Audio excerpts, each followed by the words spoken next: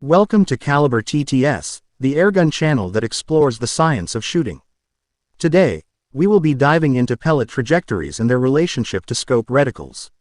Understanding these concepts is crucial for accurate and effective shooting, so let's get started. The path that a pellet takes from the moment it leaves the barrel of your airgun to the moment it hits the target is known as its trajectory. This path is influenced by a number of factors, including the velocity of the pellet, the weight of the pellet, and external factors such as wind, air resistance, and the angle of the shot. To achieve an accurate shot, one must compensate for these external factors by adjusting the position of the reticle on your scope. This is where holdover and hold-under come into play. Holdover involves aiming above the target, while hold-under involves aiming below the target.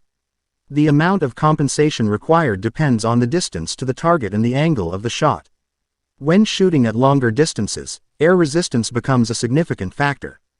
The faster a pellet travels, the more it is affected by air resistance. To compensate for this, one can use a heavier pellet or a slower velocity. Heavier pellets maintain their velocity for longer and are less affected by air resistance, while slower velocities reduce the impact of air resistance on the pellet's trajectory. External factors such as wind also affect the trajectory of a pellet. Wind can cause the pellet to deviate from its intended path, resulting in missed shots. To compensate for wind, one can use the mil-dot reticle.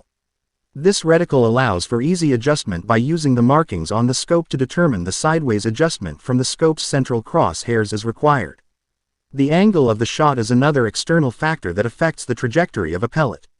When shooting at an angle, the distance to the target must be calculated differently. This is because the horizontal distance to the target is different from the actual distance to the target. To compensate for this, a ballistics calculator to determine the amount of holdover or hold-under is very useful but quite impractical. This will be covered in greater depth in a future video of its own. In summary, pellet trajectories and their relationship to scope reticles are crucial to accurate shooting. Holdover and hold-under must be used to compensate for external factors such as wind, air resistance, and the angle of the shot. The use of heavier pellets, slower velocities, and mil-dot reticles can further enhance accuracy. Understanding these concepts and using them effectively can help one achieve accurate and effective shooting. Stay tuned in by subscribing to the channel for more informative content. Make sure if you like the video to click the thumbs up so we know you want more.